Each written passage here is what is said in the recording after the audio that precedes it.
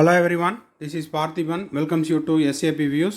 இந்த வீடியோவில் நம்ம வந்துட்டு மெடிக்கல் கவுன்சிலிங் தள்ளி போவதற்கான வாய்ப்புகள் அப்படின்றத பற்றி நம்ம பார்க்க போகிறோம். தம்ப்நெயில்லையே நம்ம மென்ஷன் பண்ணியிருப்போம். வீடியோக்குள்ளே போகிறதுக்கு முன்னாடி உங்களுக்கு ஸ்ட்ராங்காக ஒரு டிஸ்க்ளைமர் கொடுத்துட்டு இந்த வீடியோவை நான் ஸ்டார்ட் பண்ணுறேன். என்ன அந்த டிஸ்க்ளைமர் அப்படின்னா, இது வந்து நீதிமன்ற வழக்கு தொடர்பான ஒரு செய்தி மட்டுமே. அதனால் இதை நான் வந்து செய்தியாக மட்டுமே சொல்கிறேன். இதை விமர்சிப்பது முறையல்ல, நியாயமும் அல்ல. அது மட்டும் இல்லாமல் நீதிமன்ற வழக்கு தொடர்பானது அப்படிங்கிறனால அதை விமர்சிக்கிறது முறையல்ல.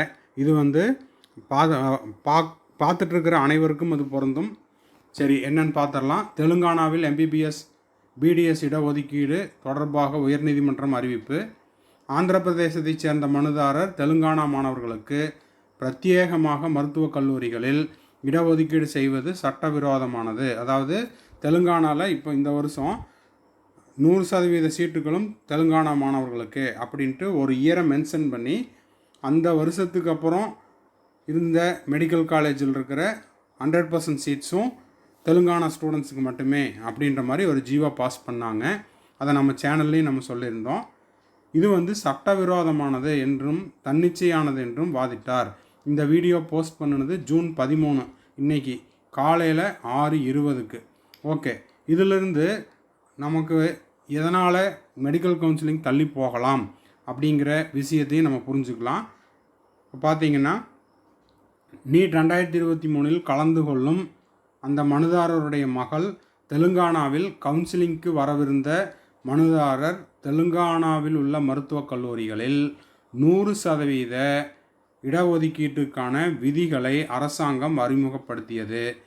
ஓகேங்களா, ஜிஓ நம்பர் வந்து 72 என்ற செயல்பாட்டை உயர்நீதிமன்றம் நிறுத்த வேண்டும் என்று கோரினார். ஓகேங்களா, மாநிலத்தைச் சேர்ந்த மாணவர்களுக்கு கன்வீனர் கோட்டாவின் கீழ் 100% MBBS BDS இடங்களை தெலுங்கானா மாணவர்களுக்கு மட்டும் இடஒதுக்கீடு செய்வதை எதிர்த்து தாக்கல் செய்யப்பட்ட ரிட் மனுவை விசாரித்த தெலுங்கானா உயர்நீதிமன்ற நீதிபதி ஆனரபிள் அபினந்த் குமார் சவ்லி தெலுங்கானா அரசு மற்றும் பிறருக்கு புதன்கிழமை நோட்டீஸ் அனுப்பினார். இதுக்கு விளக்கம் கேட்டு தெலுங்கானா அரசுக்கும் மற்றும் பிறருக்கும் புதன்கிழமை நோட்டீஸ் அனுப்பினார். சரி, இப்போ பார்த்தீங்கன்னா, ஆந்திர பிரதேசத்தைச் சேர்ந்த மனுதாரர் தெலுங்கானா மாணவர்களுக்கு பிரத்யேகமாக மருத்துவக் கல்லூரிகளில் இடஒதுக்கீடு செய்வது சட்டவிரோதமானது மற்றும் தன்னிச்சையானது என்று வாதிட்டார். 2023 கலந்து கொள்ளும் அந்த மனுதாரரின் மகள் தெலுங்கானா கவுன்சிலிங்கிற்கு வரவிருந்த மனுதாரர் தெலுங்கானாவில் உள்ள மருத்துவக் கல்லூரிகளில் 100% இடஒதுக்கீட்டிற்கான விதிகளை அரசாங்கம் அறிமுகப்படுத்திய ஜிஓ நம்பர் 72 செயல்பாட்டை உயர்நீதிமன்றம் நிறுத்த வேண்டும் என்று கோரினார். மாநிலத்தைச் சேர்ந்த மாணவர்களுக்கு இந்த விவகாரத்தில் இதை வந்து இந்த கேஸை பார்த்துட்டு அந்த ஜட்ஜ் என்ன சொல்லியிருக்கார் அப்படின்னு பார்த்தீங்கன்னா, இந்த விவகாரத்தில் 4 வாரங்களுக்குள், ஓகேங்களா, 4 வாரங்களுக்குள் எதிர் பிரமாண பத்திரங்களை தாக்கல் செய்யுமாறு தெலுங்கானா மருத்துவக் கல்லூரி இயக்குனர், தேசிய மருத்துவ ஆணையம் மற்றும் கலோஜி நாராயணராவ் சுகாதார அறிவியல் பல்கலைக்கழகம் மற்றும் மாநில மற்றும் மத்திய அரசுகளுக்கு நீதிபதி உத்தரவிட்டார். இப்போது இதிலிருந்து தான் நம்ம என்ன புரிஞ்சுக்க வேண்டியது, கவுன்சிலிங் டிலே ஆகிறதுக்கான காரணங்கள் என்னென்ன அப்படின்னு போட்டிருக்காரு.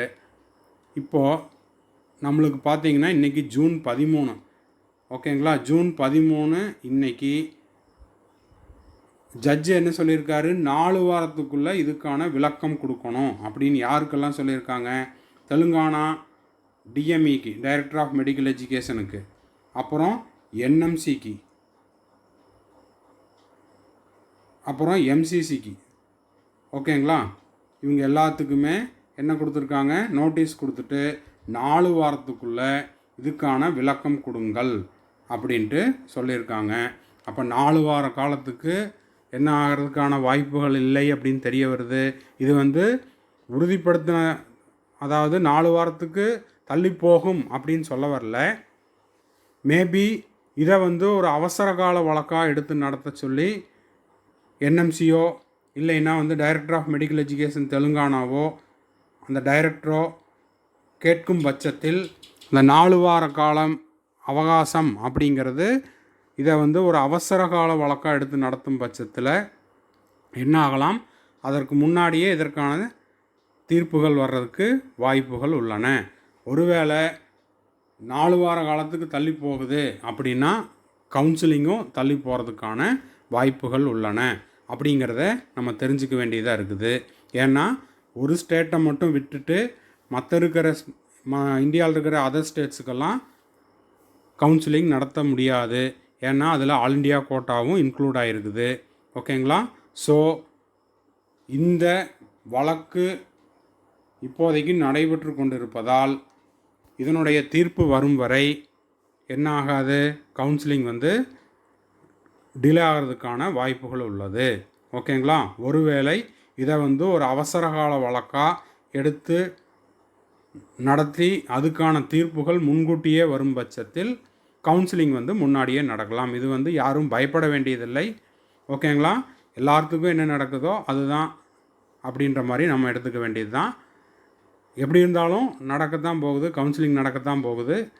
இந்த தீர்ப்பு என்ன அப்படிங்கிறது தெரிஞ்சுட்டு தான் வந்து கவுன்சிலிங் நடக்கிறதுக்கான வாய்ப்புகள் இருக்கிறதா எனக்கு தெரியுது. ஓகேங்களா? ஸோ இதில் நம்ம சொல்ல வந்த விஷயம் கவுன்சிலிங் டிலே, அதுக்கான காரணங்கள் அப்படிங்கிற செய்தியை உங்களுக்கு தெரியப்படுத்தியிருக்கிறேன். இந்த வீடியோ உங்களுக்கு பிடிச்சிருந்ததுன்னா லைக் பண்ணுங்கள், சப்ஸ்கிரைப் பண்ணுங்கள், ஷேர் பண்ணுங்கள். தேங்க்ஸ் ஃபார் வாட்சிங். மறுபடியும் அடுத்த வீடியோவில் அடுத்த அப்டேட்டோட மீட் பண்ணுறேன். டில் தென் பாய், see you, have a nice day.